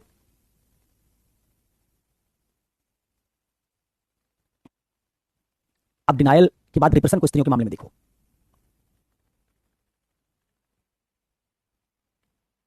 अब देखो जरा रिप्रेशन। भारत में जो तमाम महिला संगठन है उनका यह दावा है, तमाम सर्विस का यह दावा है कि भारत में 10 में से 7 या 8 स्त्रियां, उनके साथ किसी न किसी तरह की यौन छेड़खानी या यौन अपराध हुआ होता है। अब यौन अपराध मतलब केवल रेप ही नहीं होता, यौन अपराध का मतलब किस तरह का इनअप्रोप्रिएट टच, उनको मॉलेस्ट करने की कोशिश, छेड़खानी करने की कोशिश। डेटा कहता है कि 10 में से 8 स्त्रियां इस तरह की छेड़खानी का शिकार, यौन अपराध का शिकार होती हैं। और डेटा यह भी कहता है कि इसमें से ज्यादातर स्त्रियां जो 10 में से 8 शिकार हो रही हैं, उनमें ज्यादातर स्त्रियां अपने परिचितों, रिश्तेदारों के हाथों यौन उत्पीड़न या यौन दुर्व्यवहार का शिकार होती है। कोई चाचा, ताऊ, मामा, भतीजा, भांजा, भाई, कजन, ऐसा व्यक्ति होता है जिसके परिवार में एक्सेस होती है, आता जाता परिवार में। वो कई बार आप 10 साल की हैं, 12 साल की हैं, 14 साल की हैं, और उसने आपके साथ किसी तरह के इनअप्रोप्रिएट टच या छेड़खानी की कोशिश की, किसी तरह का ऐसा यौन व्यवहार जो एक्सेप्टेबल नहीं है। अब जब इतनी बड़ी आबादी के साथ ऐसा हुआ होता है तो लड़की बड़ी होगी, बड़ी होगी वो जब लड़की, और उसको याद आएगा कि, क्योंकि तब तो ज्यादा समझदार नहीं, समझ नहीं उसमें, 18-20 साल की हो गई, 22 साल की हो गई, इंजीनियरिंग पढ़ रही है, 26 साल 28 साल की होगी, आईएएस बन गई। अब आईएएस बन गई, लेकिन वही आईएएस बनने वाली लड़की 14 साल की उम्र में अपने किसी रिश्तेदार से यौन शोषण का शिकार हुई, और वो रिश्तेदार उसके साथ अभी घर में आता जाता भी है। अब मान लो मेरे दिमाग में अगर ये घटना बनी रह जाए 26 साल की उम्र में जब मैं आईएएस हूं तब भी, मुझे तो बहुत गुस्सा आएगा। मुझे लगेगा कि कैसे इस आदमी जब मैं कमजोर थी मेरा फायदा उठाया, और अगर ये स्त्री के अंदर बना रहा तो उसमें हीन भावना भर जाएगी कि मेरे साथ इस तरह का अपराध हुआ और मैं इसका प्रतिकार भी नहीं कर पाई, बता भी नहीं पाई। अभी भी उस आदमी को घर में जाती हूं तो देखती हूं आ रहा है, अभी भी अपने माता पिता को नहीं बता पाती आदमी ठीक नहीं है। तो क्या करती ज्यादातर स्त्रियां? एक तरीका तो होता है कि आप बड़ी हो गई, आपको समझ आ गई इसकी, और आप एक दिन उस आदमी पे फट पड़ी, उसका सामना किया, उसका कच्चा चिट्ठा खोला, पर्दाफाश किया, लड़ी, घर में उसकी एंट्री बैन करवाई, उसको धमकाया। एक तो ये कर सकती है, इससे आप क्या करेंगे? अपने गिल्ट से बाहर आ जाएंगे। लेकिन भारत में ज्यादा स्त्रियां नहीं करती। उल्टा भारत में स्त्रियां अपने साथ हुए इस यौन दुर्व्यवहार को अपनी चेतना में दबा देती हैं, जैसे वो घटना उनके साथ कभी हुई ना हो, भूल जाती है और अपने वर्तमान को जीने लगती हैं। उस आदमी को देखने पर भी ऐसे रिएक्ट करती जैसे उनको कुछ याद ही ना हो। ठीक है, कई बार से बहुत अच्छा संबंध नहीं बनाती, लेकिन ऐसी एक्टिंग करती जैसे कुछ हुआ ही ना। क्या होता है इससे? जब हम चेतना में उस अनुभव को दबा देते हैं तो हमारे अनुभवों की श्रृंखला में वो चीज गायब हो गई। अब जब गायब हो गई तो हमारे मन को क्या मिली? शांति मिली। हमारे अंदर जो उद्विग्नता थी, एंग्विश थी, खत्म हो गई। जो मैं अपना मूल्यांकन करती हूँ, मूल्यांकन में बार बार आता कि मेरे साथ इस तरह का अपराध हुआ, मैं प्रतिरोध नहीं कर पाई, वो मेरे चेतना से निकल गई चीज। तो मैं अपने वर्तमान में, जहां मैं पावरफुल हूं, आज बैंक में मैनेजर हूं, आईएएस हूं, इंजीनियर हूं, डॉक्टर हूं, अपने वर्तमान के साथ जी पाते हैं, उस पूरे भूत को भुला देते हैं। इसको रिप्रेशन कहते हैं। जब आप किसी ऐसी अवांछनीय घटना को, जो अवांछनीय घटना आपकी पहचान को नुकसान पहुंचा रही है, आपकी पहचान में मौजूद है और उसकी वजह से आप हीन भावना का शिकार हो रही है, ऐसा जब आप किसी चीज को क्या करती हैं, इसके साथ, उस अनुभव के साथ जिएंगी तो आपको बार बार परेशानी होगी, उलझन होगी। तो आप क्या करती हैं? उस चीज को जो आपकी पहचान में हीन भावना पैदा करेगी, उसको आप अवचेतन में दबा देंगे। कई पुरुष उनके साथ यौन दुर्व्यवहार हुआ, वो भी ऐसा दबा देते हैं, उसको याद नहीं करना चाहते, क्योंकि आज वो ताकतवर है, समाज में उनका रसूख है, उनको लोग समझते और जानते हैं। वो आदमी याद करेगा कि उनके साथ यौन दुर्व्यवहार हुआ तो उसको बड़ा बुरा लगेगा, इसलिए वो भी क्या करता है? उसको हटा देता है। तो जब हम क्या करते हैं, चेतना से ऐसे अवांछनीय अनुभव या घटना को हटा देते हैं, उसको भूल जाते हैं, उसका दमन कर देते हैं, तो हम अपनी अस्मिता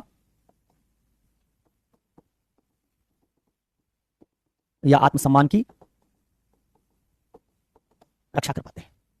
पहले वाले में अपनी पहचान से कुछ चीजों को डिनाई किया था, मानने से इनकार किया था। इस बार मानने से इनकार नहीं कर रहे हैं। उस लड़की को अगर आप याद दिलाएंगे, कहेगी हाँ घटना हुई थी, अपनी किसी सहेली से, कोई पुरुष अपने किसी बहुत मित्र से क्लोज बताएगा, साइकोलॉजिकल प्रॉब्लम होगी तो साइकोलॉजिस्ट बता देगा, एक्नॉलेज कर रहा है, लेकिन उसको भूल जाना चाहता है। तो ये जो बात मैंने आपको बताई, ये क्या है? ये रिवर्तन है। आवृत्तियां इस तरीके से अलग अलग टूल से हमारे अस्मिता की रक्षा करती हैं, डिनायल से, रिप्रेशन से, प्रोजेक्शन से, रैशनलाइजेशन से, इनसे रक्षा करती है। मैं एक आप रैशनलाइजेशन वगैरह कैसे बता रहा हूं, फिर अपने नोट से पढ़िएगा। जैसे मान लीजिए आप किसी परीक्षा में बैठे, आपका परफॉर्मेंस खराब हो गया, आप अगर इसको एक्नॉलेज कर लेंगे कि आपको कम आता है, आपकी क्षमता कम है, आप इस एग्जाम को क्रैक नहीं कर पाएंगे, तो आपके अंदर हीन भावना पैदा हो जाएगी। आपको अगर ये मान लें अपने अंदर आप क्या है, हमसे नहीं होगा, पेपर हमको समझ में नहीं आता, तो आप हीन भावना से भर जाएंगे। तो आप प्रवृत्ति क्या करेगी? आप प्रवृत्ति कुछ ऐसे तर्क ढूंढेगी जिन तर्कों से ऐसा एक व्याख्या जनरेट करेगी, जिस व्याख्या से ये जो आपके मन में आ रहा था कि इस परीक्षा को मैं क्रैक नहीं कर पाऊंगा, या मैं कमजोर विद्यार्थी हूं, या मैंने ठीक से पढ़ाई नहीं की थी, उसको क्या करेगा? उसको किसी ऐसी संगत व्याख्या से दूर कर देगा जो व्याख्या आपको सूट करती हो। जैसे आप कह देंगे कि असल में यूपीएससी हिंदी माध्यम के साथ भेदभाव करता है। आप ये नहीं एक्सेप्ट करेंगे कि हम कमजोर विद्यार्थी हैं, हम ठीक से पढ़ नहीं रहे हैं। आप कहेंगे यूपीएससी हिंदी माध्यम के साथ भेदभाव करता है, इसलिए हम लोग सिलेक्ट नहीं हो रहे। क्या क्या आपने तार्किकीकरण कर लिया, रैशनलाइजेशन कर लिया। आप कहेंगे एग्जाम के दिन जब हम गए थे, उस दिन हमको बुखार आ गया था एक पेपर में, इसलिए पेपर ठीक नहीं हुआ। कहेंगे घर पर माताजी पिताजी की तबीयत खराब हो गई थी, 1 महीना हमारा उसमें खराब हो गया था, इसलिए नहीं हमारा साल हुआ। कहेंगे सीसेट में इतना मुश्किल पेपर बना दिया, आईआईटी के बच्चे कह रहे नहीं हो पा रहा हमसे, हम कैसे कर देते? आप क्या कर रहे हैं? कुछ ऐसा तार्किक जस्टिफिकेशन ढूंढ रहे हैं जिससे ब्लेम आप पर ना आए। तो कई दशाओं में अगर हम किसी चीज का उत्तरदायित्व अपने ऊपर ले लें तो हमारे आत्मसम्मान को ठेस पहुंचेगी। उस उत्तरदायित्व से बचने के लिए हम नई तार्किक व्याख्या कर देते हैं। पेपर सिलेबस से बाहर आ गया था, मैं बीमार हो गया था, घर में कोई बीमार था, मेरे माध्यम के साथ ये प्रणाली ठीक नहीं है, यहां भेदभाव होता है। इस तरीके से आप क्या करते हैं? रैशनलाइजेशन से अपने भीतर ग्लानि, अपराध बोध, हीनता का बोध इसको पैदा होने से बचा लेते हैं। जैसे कहानी आपने सुनी होगी लोमड़ी वाली, कि एक लोमड़ी बार बार अंगूर खाने के लिए उछल रही थी, अंगूर तक पहुंच नहीं पा रही थी क्योंकि उसकी हाइट कम है। अब लोमड़ी अगर ये मान ले कि उसकी हाइट कम से लंगूर तक नहीं पहुंच पा रही है, अंगूर तक नहीं पहुंच पा रही है, लंगूर नहीं अंगूर, तो उसमें हीन भावना पैदा हो जाएगी। लोमड़ी ने क्या किया, आपने कहानी सुनी होगी, लोमड़ी ने क्या किया, एक अल्टरनेटिव आर्गुमेंट कर लिया, वैकल्पिक आर्गुमेंट कर लिया कि अंगूर खट्टे हैं, हमको खाना ही नहीं था, वो तो ऐसे ट्राई कर रहे थे, खाने लायक है ही नहीं। अब अंगूर खाने लायक है ही नहीं तो फिर उसको खाने का प्रयास करना ही बेकार है। इससे आप अपने आप का मूल्यांकन करने से बच गए, अपने मूल्यांकन में जो आप असफल हो रहे थे उस असफलता का दोष आप लेने से बच गए। इससे आपकी अस्मिता की क्या होगी, रक्षा होगी। तो हमारी आवृत्तियां अस्मिता की रक्षा के लिए ऐसे बहुत सारे तरीके ढूंढती हैं, इन्हीं को अहम रक्षण का कार्य वृत्ति का कहा जाता है।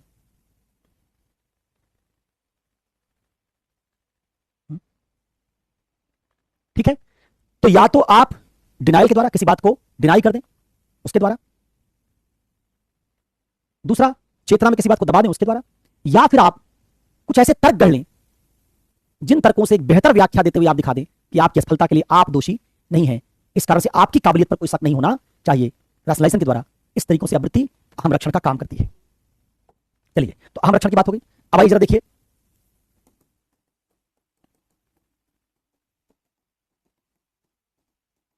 आवृत्ति का ज्ञान कार्य, नॉलेज फंक्शन।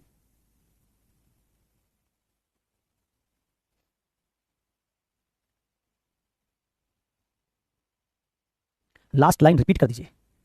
नकुल भगत, अच्छा दो नकुल हैं, एक नकुल कुमार भगत हैं, एक भगत हैं। क्या है लास्ट लाइन भाई नकुल, मैं समझ नहीं पाया किस लास्ट लाइन का। चॉकलेटी बॉय आदर्श सर, अच्छा आदर्श जी चॉकलेटी।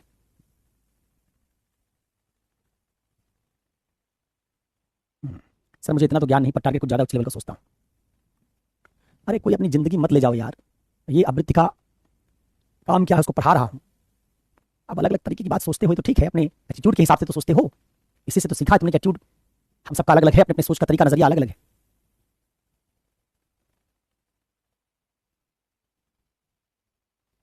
दमन का लास्ट लाइन, अब देखो दमन में क्या लिखा है। चेतना से ऐसे अवांछनीय अनुभव या घटना को हटा देते हैं, उसको भूल जाते हैं, उसका दमन कर देते हैं, तो अपनी अस्मिता या आत्मसम्मान की रक्षा कर पाते हैं।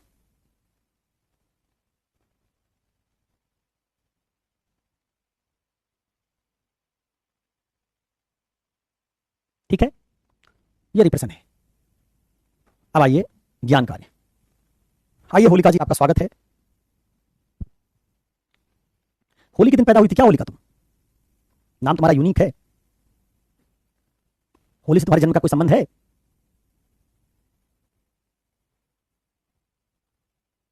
और ये क्यों मानते हो तुम लोग कि सबका नाम लेना चाहिए? इतना नाम सुनने के लिए क्यों बेचैन हो? अरे अपना नाम थोड़ा बड़ा बनाओ, सब नाम ले तुम्हारा, परेशान हो क्लास में नाम के लिए। हाँ इसीलिए होली में हुई थी, तभी नाम होलिका है। बढ़िया, क्योंकि मेरी कॉलेज स्टूडेंट उसका नाम दिवाली है, वो दिवाली के दिन हुई थी, तो मैंने समझ लिया कि तुम्हारा भी होली वाला कुछ चक्कर है।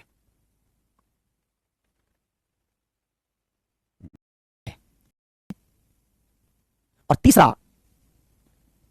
आवृत्ति हमारे ज्ञान का दायरा बढ़ाती है और हमारे ज्ञान में संगतता लाती है। दो काम,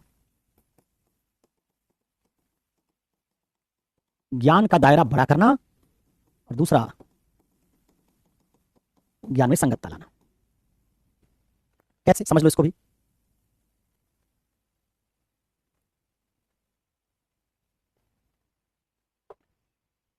देखिए जन्नत, आप जन्नत में पैदा नहीं हुई लेकिन आप जन्नत जाएंगी।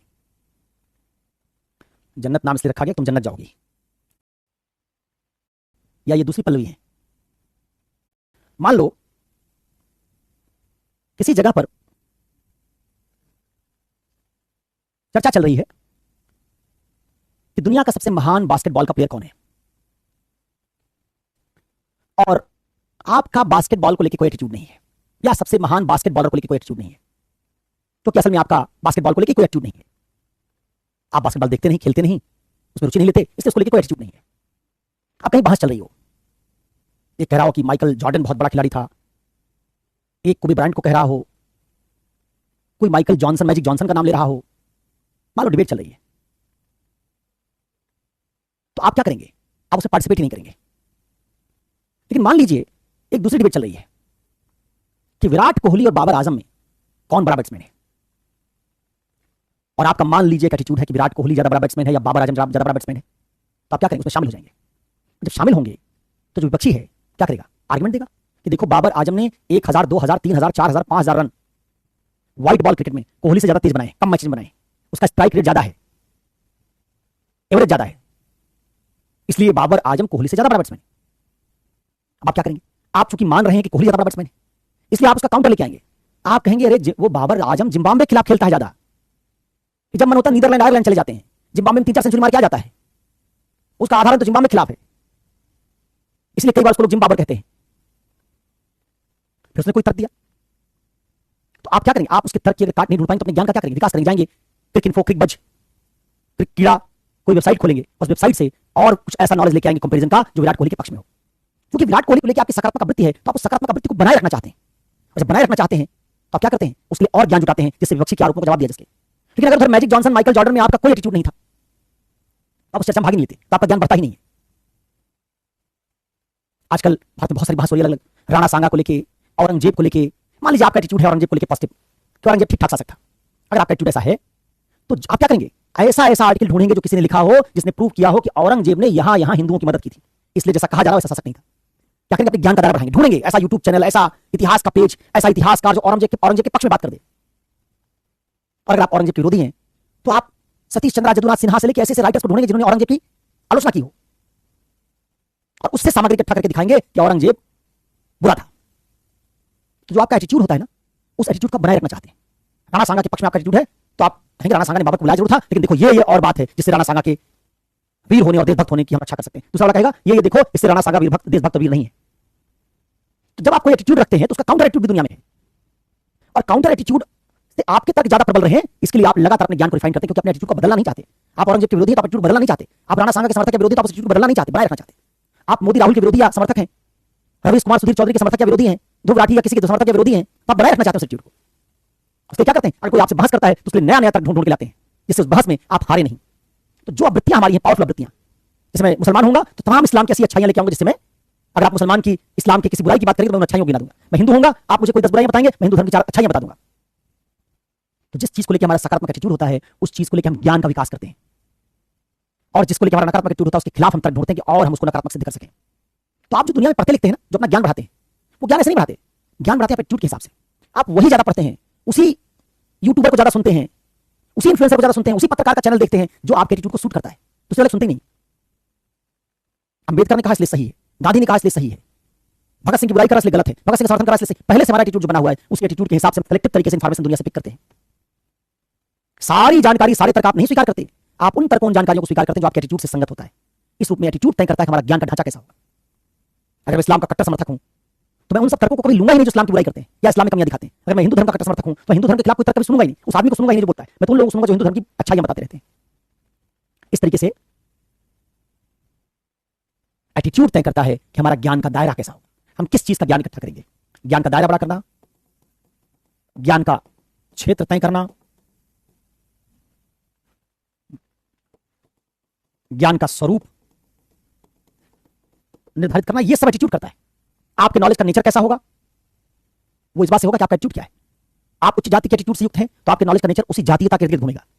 जो बात उच्च जाति के खिलाफ जाएगी उसको आप स्वीकार नहीं करेंगे। आपका एटीट्यूड धार्मिक किस्म का है तो धार्मिकता वाली बात को स्वीकार करेंगे, उस धर्म के खिलाफ कोई टिप्पणी होगी आप उसको स्वीकार नहीं करेंगे, आप चैट में लड़ने लग जाएंगे।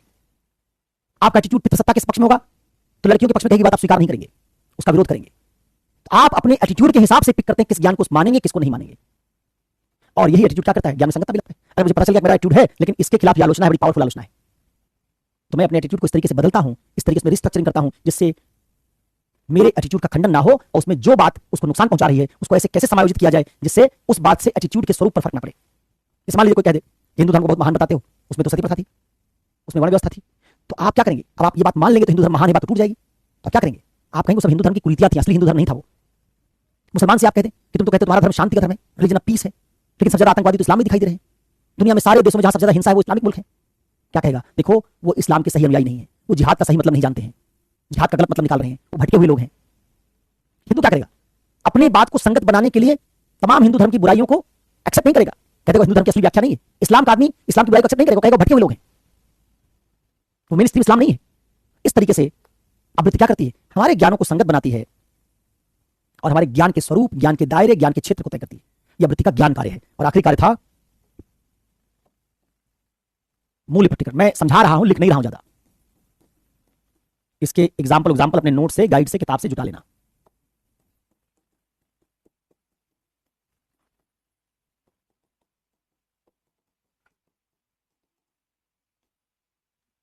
Value expressive function.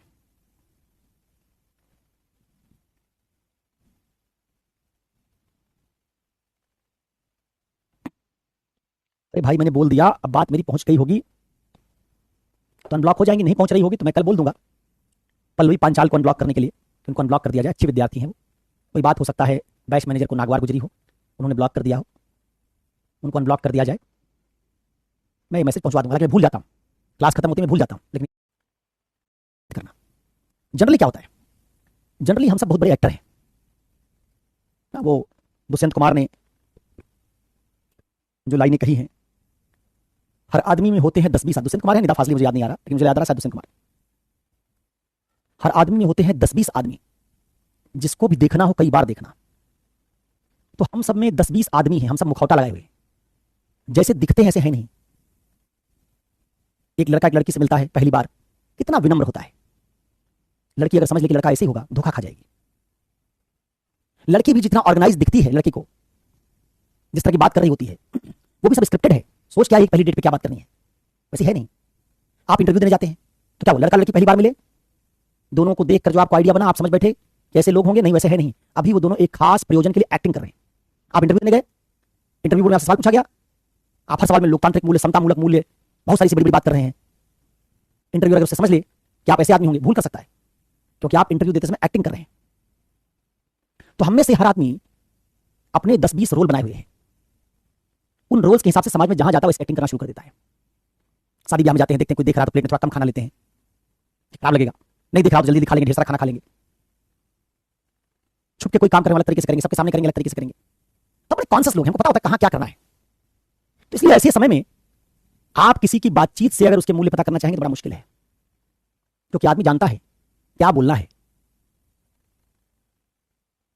कैसे अपने आप को प्रेजेंट करना है, कैसे किसी को इंप्रेस करना है। इसी धोखे में बहुत लोग आ जाते हैं।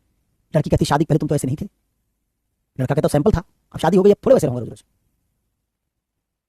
लड़का लड़की से कहता तुम तो गऊ थी, लड़की कहती गऊ वो नहीं थी, पहली बार देखने आए थे तो क्या करती। तो जब शादी होती तो आप पाते हैं प्रोडक्ट तो बिल्कुल डिफरेंट है, और डेमोन्स्ट्रेशन अलग प्रोडक्ट का हुआ था, शादी से पहले अलग प्रोडक्ट था, और जब पैकेज खोला तो अलग आदमी निकला।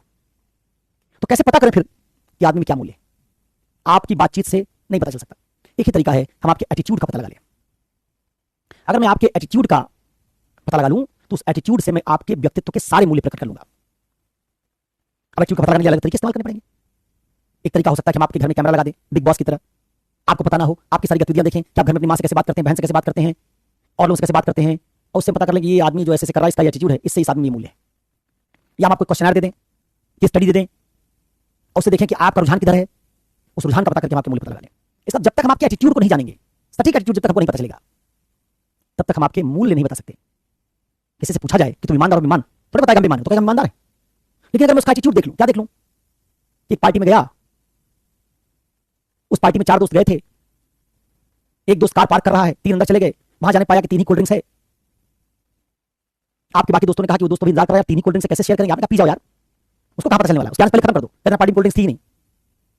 हम समझेंगे ईमानदार नहीं। उसे पूछते तुम ईमानदार हो कि नहीं, तो कहता ईमानदार है। लेकिन हमने उसका पार्टी में देखा कि जब उसके दोस्त को पता नहीं कि अंदर कोल्ड ड्रिंक्स कितनी है या नहीं है, और आपने कह दिया अपने बाकी दोनों दोस्त को बताना, तो उसको पी जाओ, इसका मतलब आप ईमानदार नहीं है। क्योंकि आपने जब दोस्त के प्रति किसी प्रोडक्ट को शेयरिंग करने का मामला आया, उसके प्रति व्यवहार दिखाने का मामला आया, तो आपने जो व्यवहार दिखाया ईमानदारी का नहीं। अगर आपने एक मुन्ना भाई नाम की फिल्म देखी हो, तो उसमें मुन्ना भाई एक लड़की को एडवाइस देता है, पूछती मैं कैसे पता करूं जिस लड़के से मैं मिलने जा रहा हूं अच्छा लड़का है नहीं। तो मुन्ना उसको एडवाइस देता है, कहता देखो तुमसे तो अच्छा बिहेव करेगा, उससे नहीं पता कर पाओगी, तुम ये देखना वेटर को कैसे बुलाता है। अगर वेटर से ठीक से बात नहीं करेगा तो समझ लेना आदमी अच्छा नहीं है। लड़की गई, उस लड़के ने वेटर को थोड़ा डेरोगेटरी तरीके से, अपमानजनक तरीके से बुलाया, लड़की तुरंत समझ गई कि आदमी अच्छा नहीं है, क्योंकि उसको वेटर के बुलाने के तरीके से क्या पता चल गया, उसका अपने से कमजोर आदमी के प्रति एटीट्यूड, उससे हमने आपका मूल्य निकाल लिया। तो किसी व्यक्ति की आवृत्तियों का पता लगाए बिना हम उसके मूल्यों का पता नहीं लगा सकते। इस लिहाज से कहा जाता है कि आवृत्तियां मूल्यों को प्रकट करने का काम करती हैं। आवृत्तियां मूल्यों को प्रकट करने का काम करती हैं। तो 4 बड़े काम आवृत्तियां करती हैं। एक, ये व्यक्ति के मूल्यों का प्रकटीकरण करती है। एक, ये हमारे ज्ञान का स्वरूप ढांचा, उसकी संगतता बनाती है, उसका नेचर तय करती है।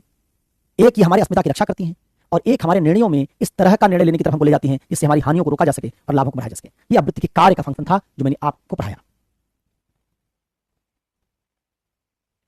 अब कल जब हम मिलेंगे तो अभिवृत्ति बदली कैसे जाती है, सबसे इंपॉर्टेंट चीज है परसुएशन, अनुनय, इस पर थोड़ी बातचीत करेंगे। अर्चना जी, अपने माता पिता से बात कीजिए, उनको बताइए कि आप शादी नहीं करना चाहती हैं,